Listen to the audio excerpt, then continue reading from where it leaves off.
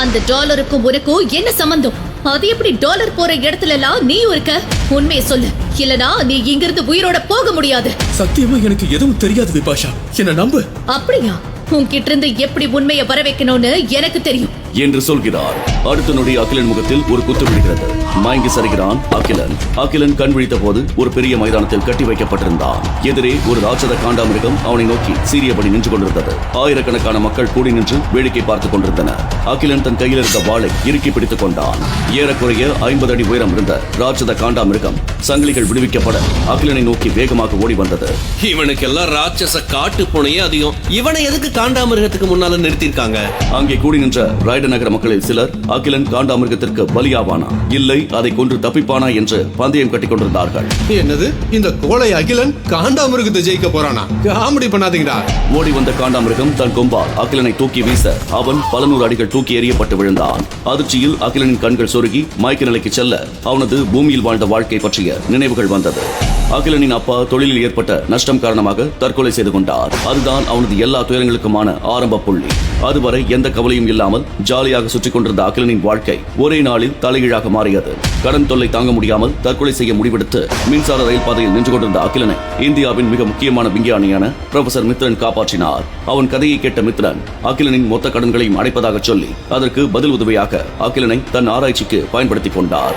பூமியிலிருந்து பல லட்சம் ஒளியாண்டுகள் தொலைவில் இருக்கும் சைபர் பிளானட்டுக்கு அகிலனை அனுப்பி வைத்தது அவர்தான். ஆனால் வந்த இடத்தில் இப்படி ஒரு ஆபத்தில் மாட்டிக்கொள்வோம் என்பதோ அவர் அவனை இந்த கிரகத்திற்கு அனுப்பியதற்கு பின்னால் ஒரு மர்மமான ரகசியம் இருந்தது என்பதோ அப்போது அவனுக்கு தெரியாது. சைபர் பிளானட்டுக்கு வந்த புதிதில் எதுவும் தெரியாமல் சுற்றித் திரிந்த அகிலன் அங்கு வாழ்வதற்கான வழிமுறைகளை தெரிந்து கொண்டாலும் அவற்றை அவனால் நடைமுறையில் செயல்படுத்த முடியவில்லை. அதற்கு காரணம் அவனது பயந்த சுபாவம். அந்த கிரகத்தில் எவ்வளவு ராட்சத மிருகங்களை வேட்டையாடுகிறோமோ அந்த அளவுக்கு நமது சக்தி அதிகரிக்கும். ஆனால் இயல்பாகவே பயந்தாங்குழியாக இருந்த அகிலனுக்கு எந்த ராட்சத மிருகத்தையும் வேட்டையாடும் துணிச்சல் இருக்கவில்லை. இதன் காரணமாகவே சைபர் பிளானட்டில் இருந்தவர்கள் அவனை ஒரு காமெடி பீஸாகவே பார்த்தார்கள். ஒரு பூனையை கூட வேட்டையாட முடியாதவன் தொடை நடுங்கி கோழை என்றெல்லாம் அகிலனை கிண்டல் செய்வது அவர்கள் வழக்கம். இந்த சூழ்நிலையில் தான் ஒட்டுமொத்த சைபர் பிளானட்டும் வைக்கும்படியான ஒரு மாவீரன் தோன்றினான். அவன் பெயர் டாலர். அசுர ஜந்துக்களான ராட்சச ஏலியன்களையும் அபூர்வ சக்திகள் கொண்ட கோல்டன் டெனிக்களையும் வேட்டையாடி யாரும் பெற முடியாத ஆத்ம சக்திகளை பெற்று சைபர் பிளானட்டின் தன்னிகரற்ற வீரனாக வலம் வர தொடங்கினான். ஆனால் அவன் யார், எங்கிருந்து வருகிறான் என்ற ரகசியம் ஒருவருக்கும் தெரியாது. சைபர் பிளானட்டில் இருந்த ரைடன் நகரத்தின் தலை சிறந்த வேட்டைக்காரர்களில் ஒருவனான மிருகலோச்சன் அந்த டாலர் யார் என்பதை கண்டுபிடித்து அவனை வென்று அவனை விட தான் பெரிய வீரன் என்று நிரூபிப்பதாக சபதம் செய்கிறான். இந்த சூழ்நிலையில் தான் ரைடன் நகரத்தின் இன்னொரு வீராங்கனையான விபாஷாவுக்கு அகிலன் மீது சந்தேகம் வர தொடங்கியது. அகிலன் செல்லும் இடத்திற்கெல்லாம் அந்த டாலர் வருவதையும் சில குறிப்பிட்ட இடங்களில் அதிகமாக ராட்சத மிருகங்கள் வேட்டையாடப்படுவதையும் இணைத்து பல கட்டுக்கதைகள் உலவத் தொடங்கின. அவை எல்லாவற்றிலும் அகிலன் சம்பந்தப்பட்டிருப்பதை கண்டுபிடித்த விபாஷாவின் சந்தேகம் உறுதியானது. அவனிடமிருந்து உண்மையை வரவழைப்பதற்காக அவனை ஒரு இடத்தில் கட்டி வைத்து விசாரிக்கிறாள் விபாஷா. ஆனால் தனக்கும் அந்த டாலருக்கும் எந்த சம்பந்தமும் இல்லை என்று உறுதியாக மறுக்கிறான் அகிலன்.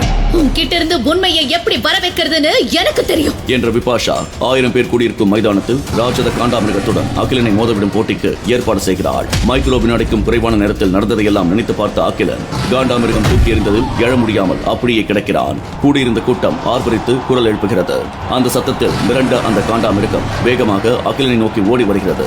இன்னும் சில நொடிகளில் அந்த ராட்சத மிருகம் அகிலனை குத்தி கிழிக்கப் போகிறது என்ற நிலையில் தங்க நிறத்திலான ஒரு மின்னல் பார்த்துக் கொண்டிருந்தவர்களின் கண்களை கூச செய்யும் ஒளியுடன் கீழே இறங்கி வந்தது. அடுத்த வினாடி வானில் தூக்கி வீசப்பட்ட ராட்சத காண்டாமிருகம் அதே வேகத்தில் தரையில் வந்து மோதி தன் உயிரை விட்டது. காண்டாமிருகத்தின் உடலில் இருந்து கிளம்பிய ஒளி அந்த தங்க நிற ஒளியுடன் சங்கமித்தது. தங்க நிற மின்னல் ஒளி வானில் மறைய மைதானத்தின் நடுவே கையில் வாளுடன் டாலராக மாறி நின்றிருந்தான் அகிலன்.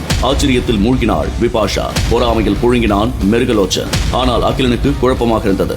தன் கையில் இருந்த வாளை கீழே போட்டுவிட்டு அங்கே செத்து கிடந்த ராட்சத காண்டாமிருகத்தை பார்த்த அகிலன், நீங்க எல்லாரும் நினைக்கிற மாதிரி இந்த காண்டாமிருகத்தை நான் கொல்லல. போதும், நிறுத்து உன் நாடகத்தை. நீதான் டாலர்னு எங்க எல்லாருக்குமே தெரிஞ்சிருச்சு.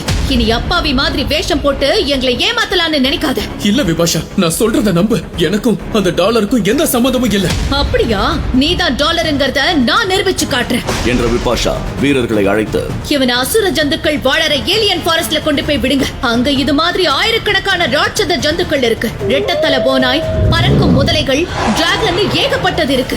இவன் டாலர் இல்லனா ஒரு நிமிஷம் கூட அங்க தாக்கு பிடிக்க முடியாது. நீ உண்மையான டாலரா இல்ல கோழ அகிலனானு அப்ப தெரிஞ்சிரும் என்று சொல்லி வீரர்களுக்கு கஞ்சாடை காட்டுகிறாள். வீரர்கள் அகிலனை சங்கிலியால் கட்டி ஏலியன் ஃபாரஸ்டுக்கு கொண்டு போகிறார்கள். நெருப்பை கக்கும் டிராகன்கள் இருக்கும் பகுதியில் ஒரு பாறையில் அகிலனை கட்டி வைத்து விட்டு விபாஷா உள்ளிட்ட அனைவரும் மறைந்து கொள்ள, நான் சொல்றத கேளுங்க, என்னை விட்டு போகாதீங்க, நான் டாலர் இல்ல. ஆனால் எதையும் காதில் வாங்கிக் கொள்ளாமல் அங்கிருந்து போன வீரர்கள் நடப்பதை கவனிப்பதற்காக மறைந்திருந்தார்கள். சிறிது நேரத்தில் நெருப்பை கட்டிக் கொண்டு ஒரு கொடூரமான ராட்சச டிராகன் அகிலனை நோக்கி வந்தது. அகிலன் அந்த டிராகனை பார்த்து கதறி அழுதான். டிராகன் அகிலனை நோக்கி நெருப்பை கக்க நெருப்பு அவனை சூழ்ந்தது.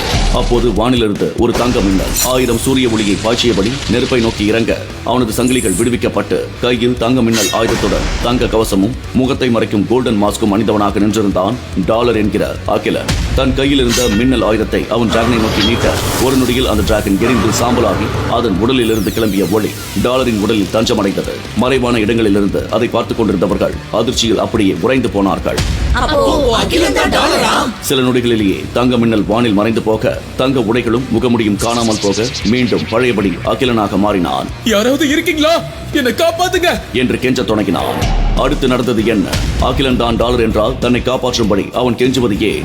அவன் தான் டாலர் என்ற ரகசியம் அகிலனுக்கு தெரியுமா? அகிலன் ஸ்பிளிட் பர்சனாலிட்டி டிசார்டர் என்ற மனநல குறைபாட்டால் பாதிக்கப்பட்டிருக்கிறானா?